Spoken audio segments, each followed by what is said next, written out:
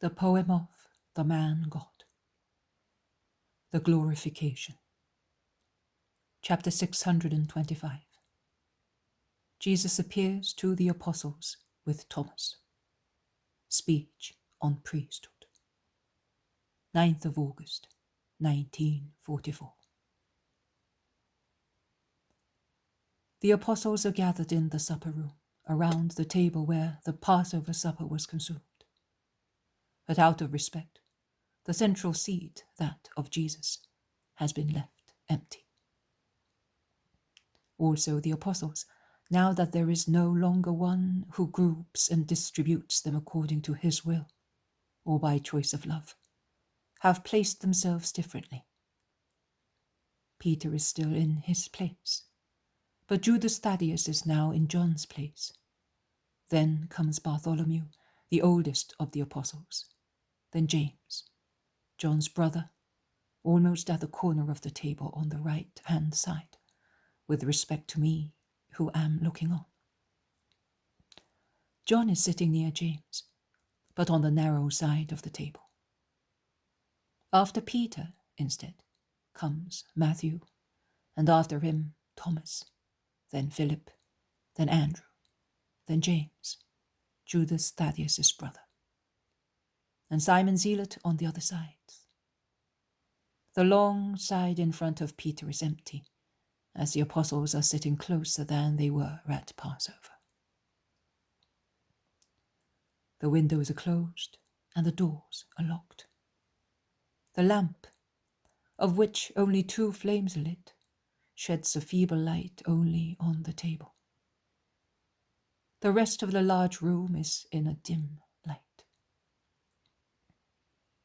As there is a sideboard behind him, John is entrusted with the task of serving his companions with what they wish of their frugal meal, consisting of fish, which is on the table, bread, honey, and fresh cheese. As he turns again towards the table to give his elder brother the cheese he asked for, John sees the Lord. Jesus has appeared in a very strange manner.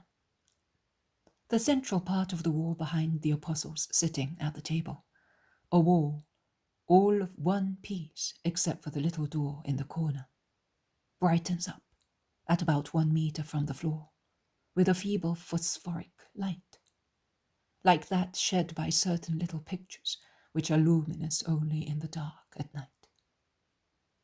The light, about 2 meters high, is oval, like a niche.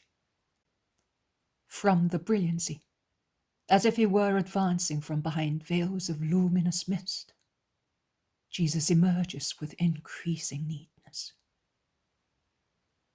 I do not know whether I have made myself understood. His body seems to flow through the thickness of the wall, which does not open. It remains compact, but the body passes just the same. Light seems to be the first emanation of his body, the announcement of his approach.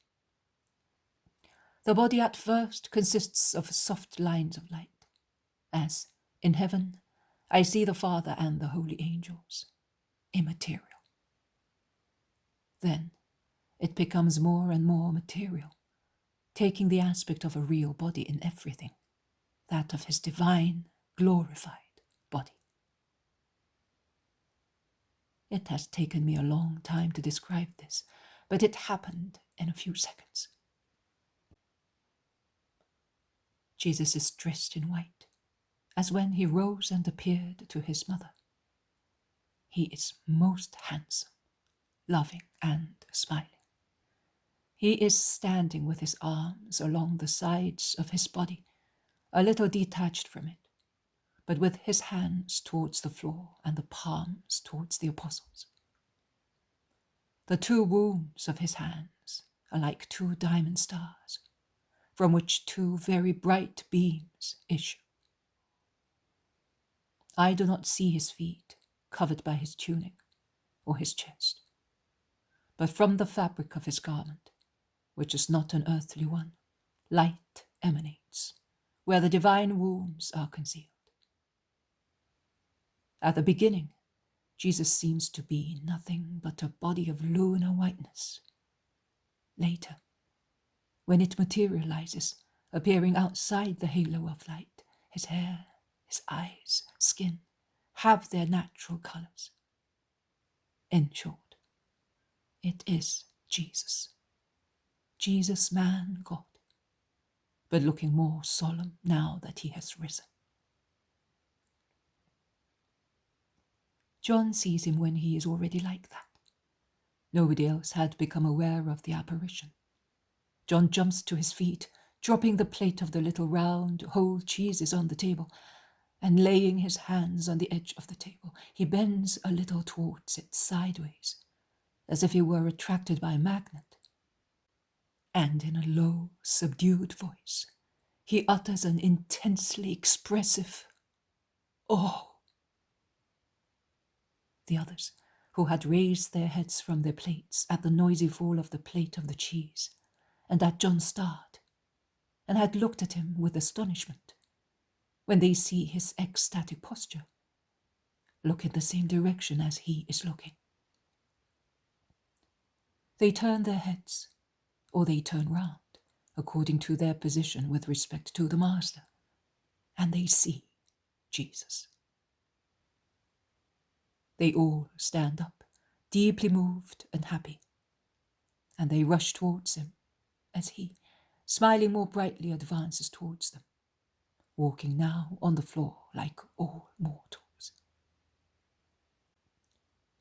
Jesus, who previously looked fixedly only at John, and I think that the latter turned round because he felt attracted by that glance that caressed him, looks at them all and says, "Peace to you." They are all now around him, some on their knees at his feet, and among these there is Peter with John. And John even kisses the hem of his tunic and presses it to his face as if he wished to be caressed by it. Some further back, standing, but stooping in a respectful attitude. Peter, to arrive quicker, jumps over the seat without waiting for Matthew to come out first and make room for him. It must be borne in mind that the couch seat served for 2 persons at a time. The only one who has remained a little farther away, somewhat embarrassed, is Thomas. He is on his knees near the table, but he dare not come forward. On the contrary, he seems to be trying to hide behind the corner of the table.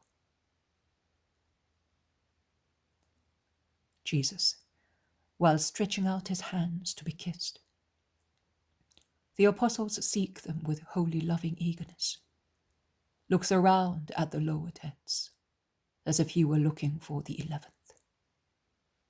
He has actually seen him from the very beginning, and he is behaving so only to give Thomas time to pluck up courage and come forward. When he sees that the incredulous apostle dare not do so, ashamed as he is of his lack of faith, he calls him. "Thomas, come here." Thomas raises his head, embarrassed, almost in tears, but he dare not go. He lowers his head again. Jesus takes a few steps towards him and repeats, "Come here, Thomas." Jesus' voice is more authoritative than the first time. Thomas stands up reluctantly, abashed, and goes towards Jesus. "Here is the man who does not believe unless he sees," exclaims Jesus. But in his voice there is the smile of forgiveness. Thomas feels that. He dares to look at Jesus and sees that he is really smiling. So he musters up courage and walks faster. "Come here, quite close to me. Look.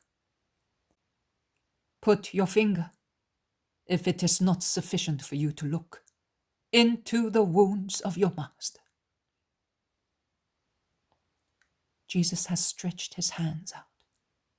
Then he has opened his tunic on his chest, uncovering the gash on his side. No light emanates now from the wounds. It no longer emanates since he began to walk like a mortal man, when he came out of the halo of lunar light. And the wounds now appear in their bloody reality.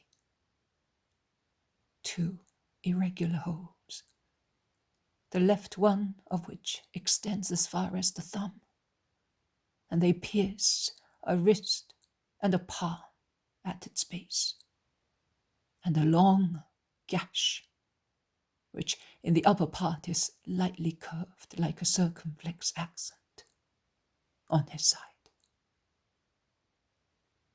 Thomas trembles, looks, but does not touch. He moves his lips, but is not able to speak clearly. "Give me your hand, Thomas," says Jesus so kindly. And with his right hand, he takes the right one of the apostle. He grasps his forefinger and takes it towards the whole of his left hand. He thrusts it well into it, to make him feel that his palm has been pierced. And then, from his hand, he takes it to his side. Now he grasps the 4 fingers of Thomas at the base, at the metacarpus, and puts those 4 big fingers into the gash of his side, making them go in deeply, not limiting himself to leaning them against its edge, and he holds them there, looking fixedly at Thomas. A severe yet kind look, while he continues to say, "Put your finger here. Put your finger and also your hand, if you wish so, into my side, and do not doubt, but believe." That is what he says while doing what I have said previously. Thomas, it would appear that the closeness of the divine heart, which he almost touches, has communicated courage to him, succeeds at last in speaking and uttering words, and falling on his knees, with his arms raised and bursting into tears of repentance, he says, "My Lord and my God!" He cannot say anything else. Jesus forgives him. He lays his right hand on his head and replies, "Thomas, Thomas, you believe now because you have seen. But blessed are those who will believe in me without seeing. Which reward shall I have to give them, if I have to reward you, whose faith has been assisted by the power of seeing?"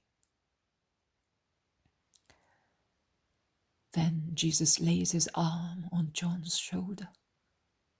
He takes Peter by the hand and approaches the table. He sits at his place. They are now sitting as they were on Passover evening. But Jesus wants Thomas to sit next to John. "Eat, my friends," says Jesus.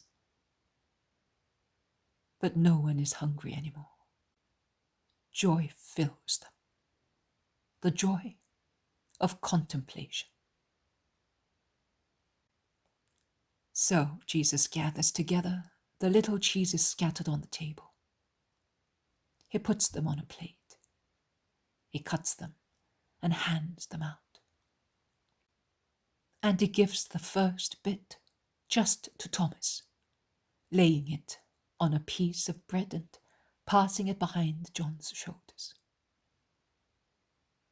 He pours wine from the amphorae into a chalice and hands it to his friends.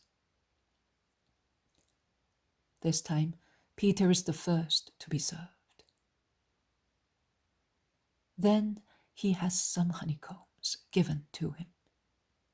He breaks them and gives the first bit to John, with a smile which is sweeter than the golden trickling honey. And to encourage them, he eats some of it himself.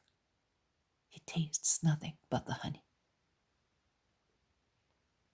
John, with his usual gesture, rests his head on Jesus' shoulder, and Jesus draws him to his heart and speaks, holding him so. You must not get upset, my friends, when I appear to you. I am always your master, who has shared with you food and sleep, and who has chosen you because he loves you. I love you also now. Jesus lays much stress upon these last words. You, he continues, have been with me in the trials.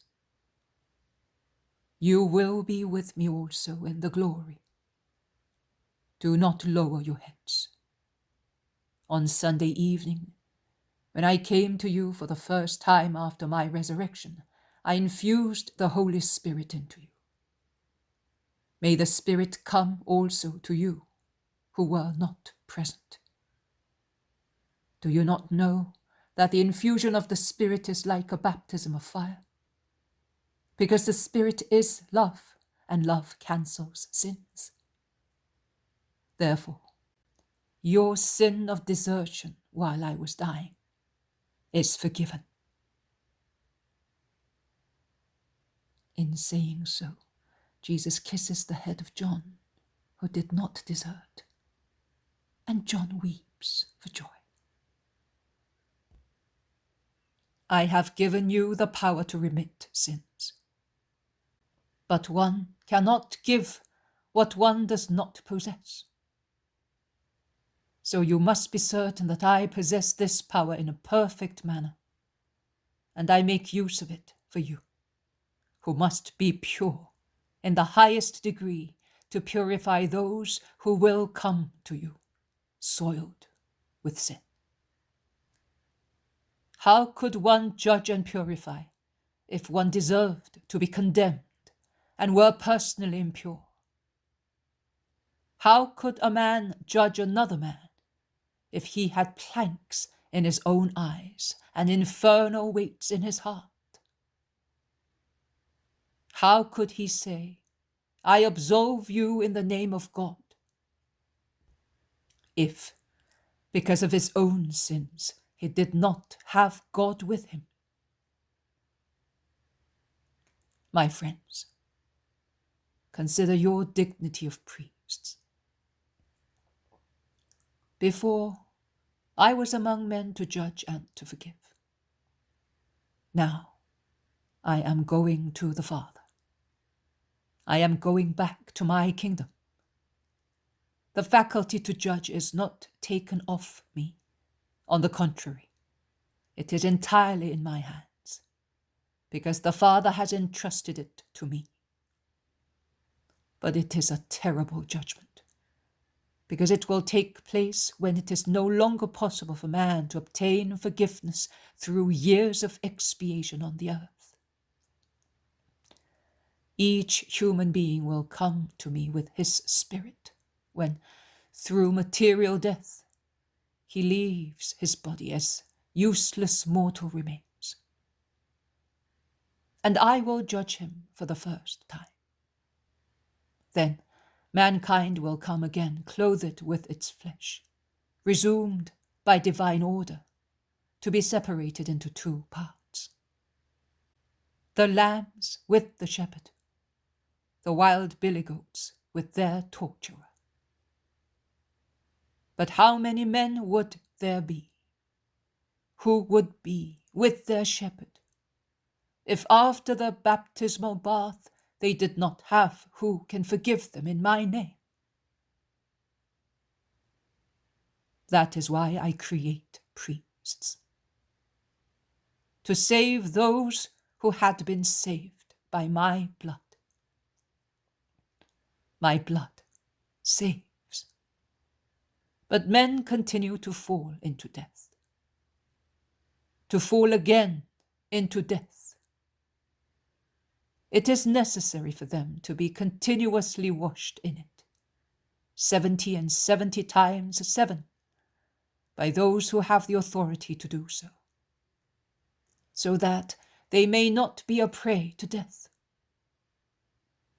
You and your successors will do that.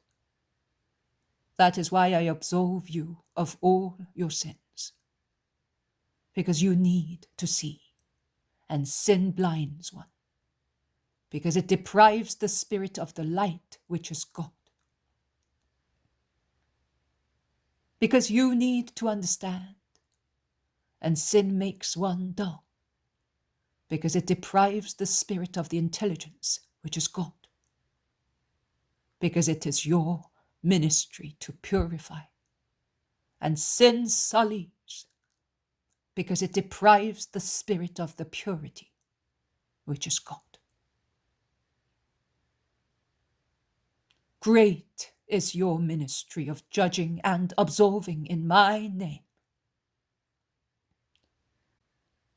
When you consecrate the bread and wine for you and make them my body and my blood, you will do a great, supernaturally great and sublime thing. In order to accomplish it worthily, you must be pure, because you will touch him who is the pure one, and you will nourish yourselves with the flesh of a God. You must be pure in your hearts, minds, limbs, and tongues, because with your hearts you must love the Eucharist, and no profane love is to be mixed with this celestial love, as that would be a sacrilege. Pure in your minds, because you must believe and understand this mystery of love, and the impurity of thought kills faith and intellect. The science of the world remains, but the wisdom of God dies in you. You must be pure in your limbs, because the word will descend into your bosoms as it descends into Mary's womb by deed of the love. You have the living example of how a bosom, which receives the word incarnate, must be. The example is the woman who, without original sin and without personal sin, bore me. Look how pure is the summit of the Hermon, still enveloped in the veil of winter snow.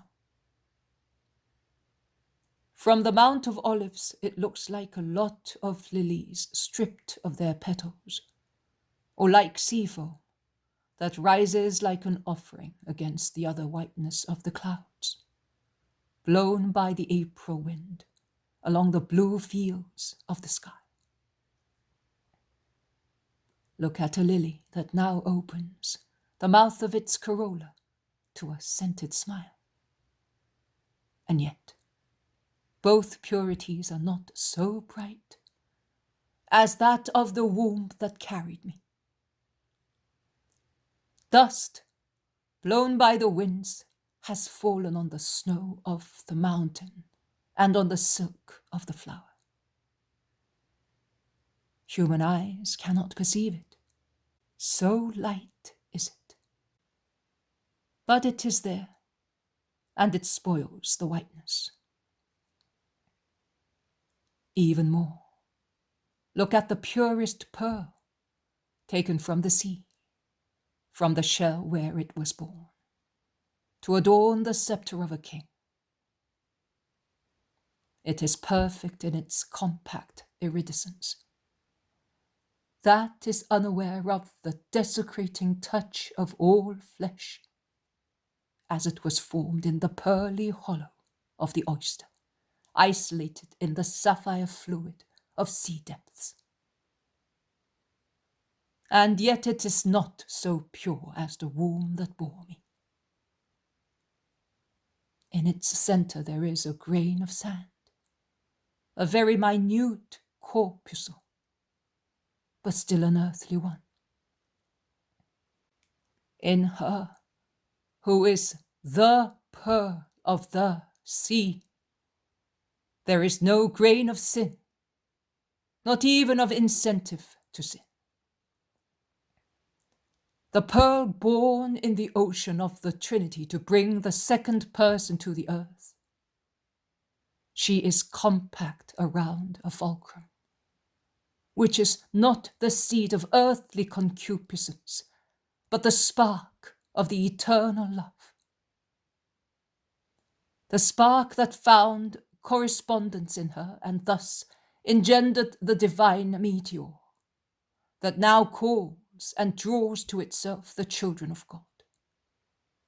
I, the Christ, the morning star.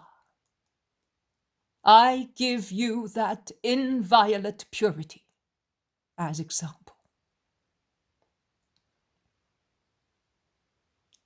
But when, as vintagers do with vats, you dip your hands into the sea of my blood, and from it you draw what is needed to cleanse the soiled stores of the poor wretches who committed sin, be perfect, in addition to being pure, in order not to stain yourselves with a greater sin, even more, with several sins, by shedding or touching the blood of a god in a sacrilegious manner, or by failing in love and justice, denying or giving it with a severity that is not of the Christ, who was good to the wicked to attract them to his heart, and 3 times good with the weak to encourage them to be trustful.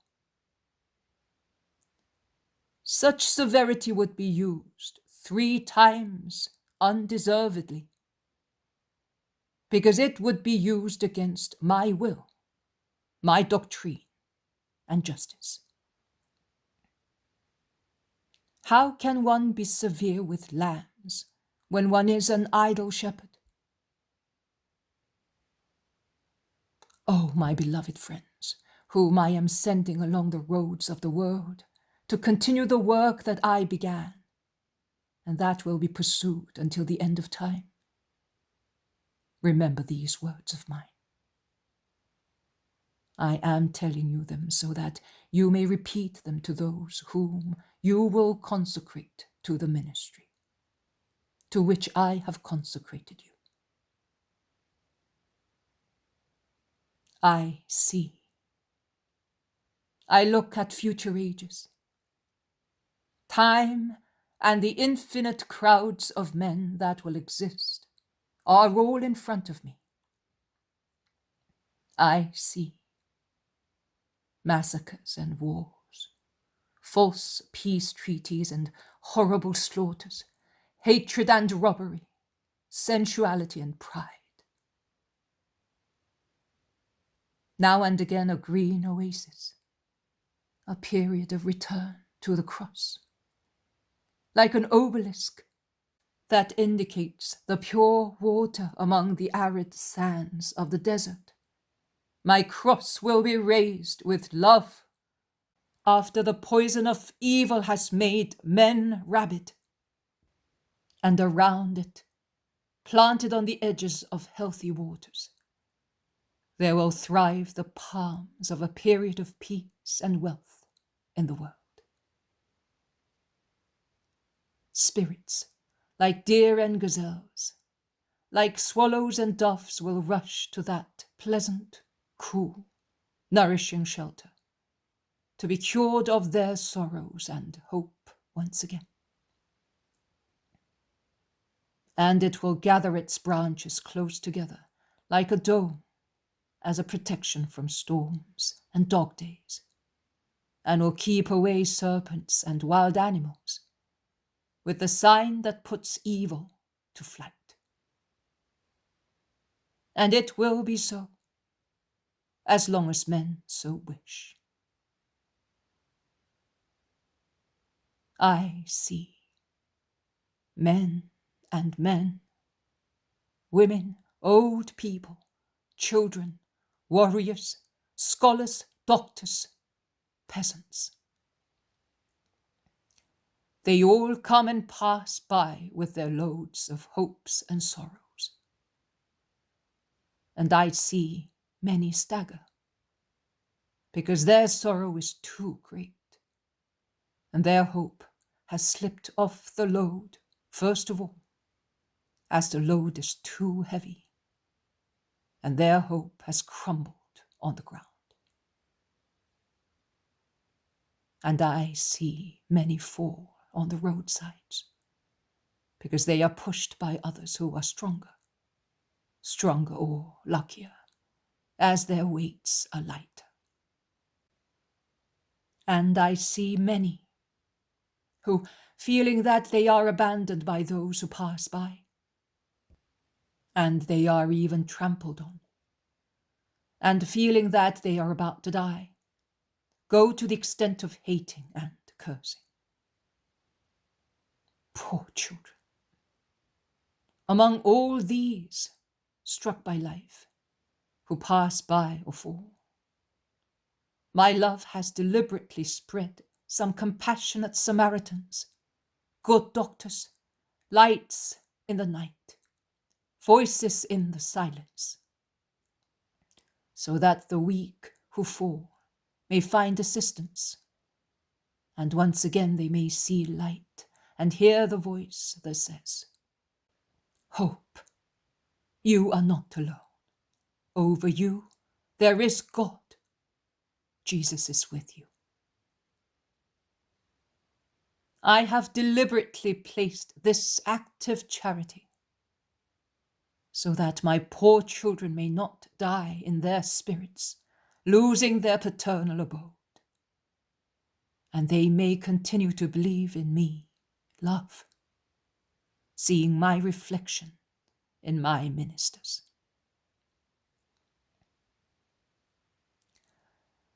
But, oh, grief that makes the wound of my heart bleed, as it did when it was opened on Golgotha. But what do my divine eyes see? Are there perhaps no priests among the infinite crowds passing by?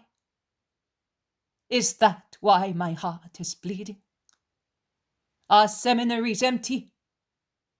So does my divine invitation no longer resound in hearts?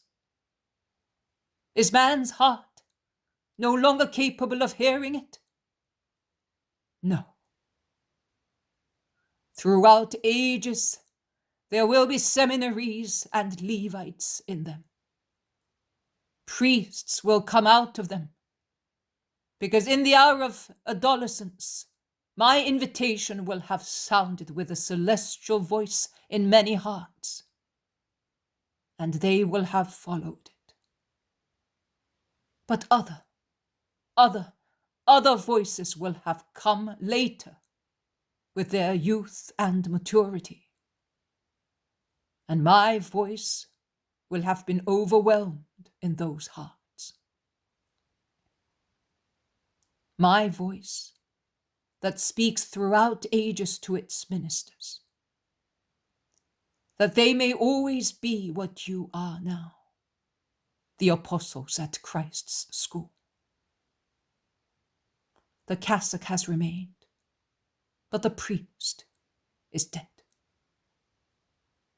This will happen to too many in the course of ages. Useless dark shadows.